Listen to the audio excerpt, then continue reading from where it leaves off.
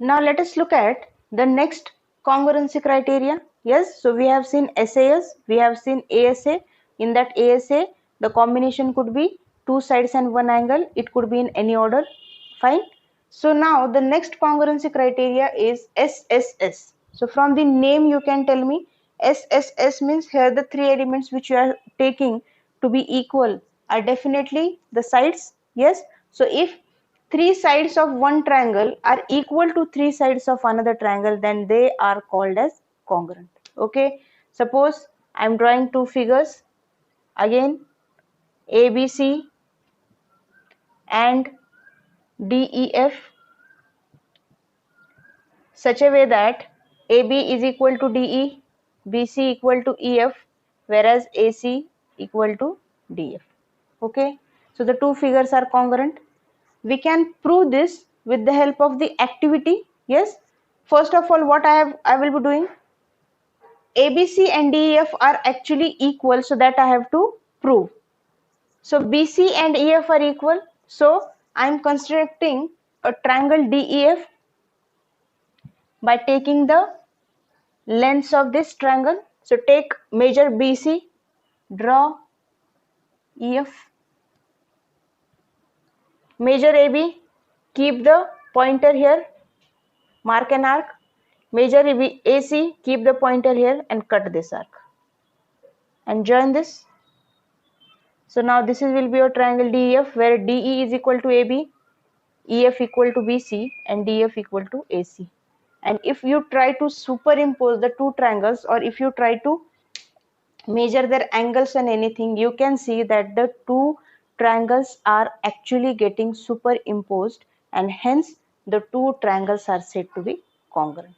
Okay, so pretty easy. Three sides of one triangle, if they are equal to three sides of another triangle, the two triangles are said to be congruent, and we have shown this with the help of the activity. See, we can also show it by one another way. Okay, suppose I am taking triangle ABC. Okay, now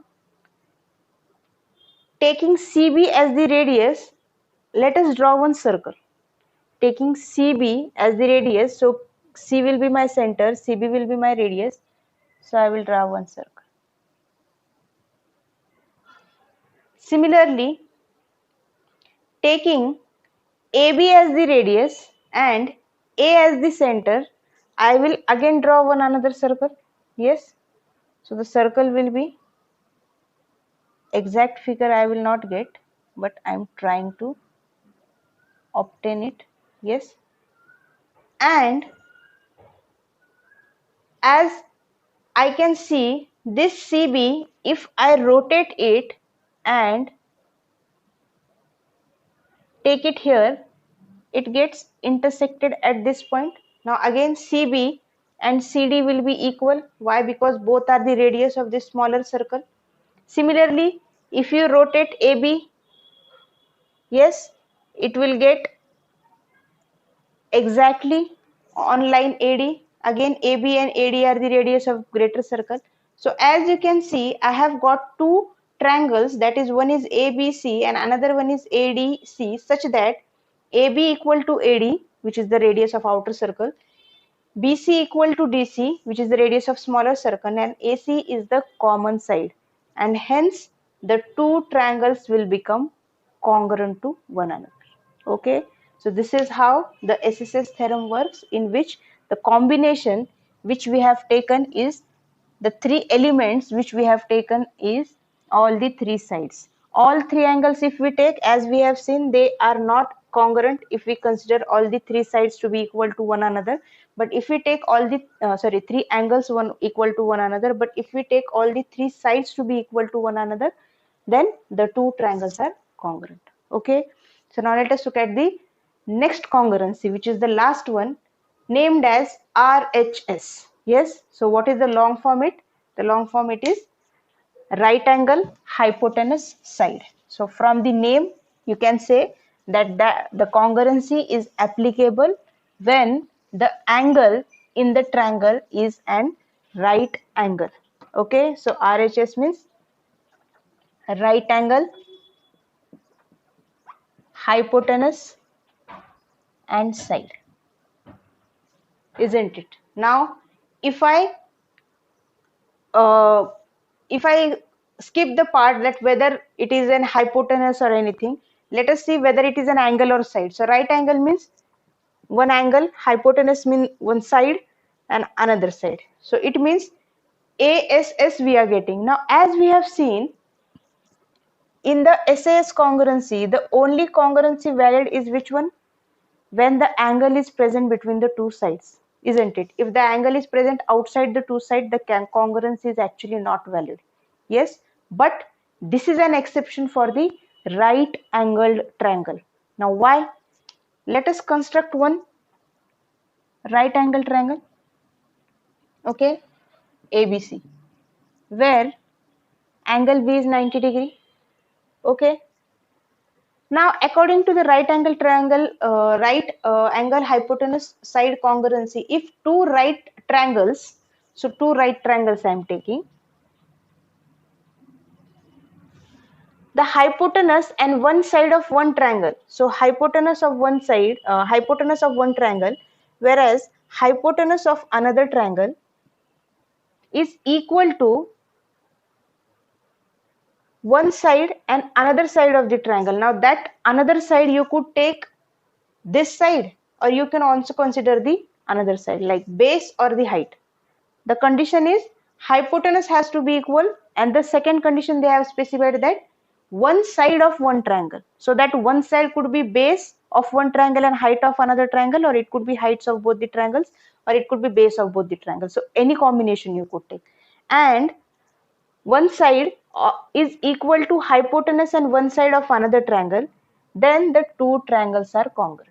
Meaning, if I consider this combination in which hypotenuse and side are equal, whereas one angle has to be 90 degrees. So as you can see, is the angle included between the two sides which I am taking as equal? No. But still the two triangles are said to be congruent. What if I consider this side is equal to this side? Now even in this case also, the angle is not included, it is present outside the two sides which are equal. Yes, but still the two triangles are called to be congruent or said to be congruent. Now why is it that? We have seen that actually ASS congruency or SSA congruency doesn't work. If you are taking two sides and one angle as the combination, the angle has to be included. But how come it is working when the triangles are right angle triangle?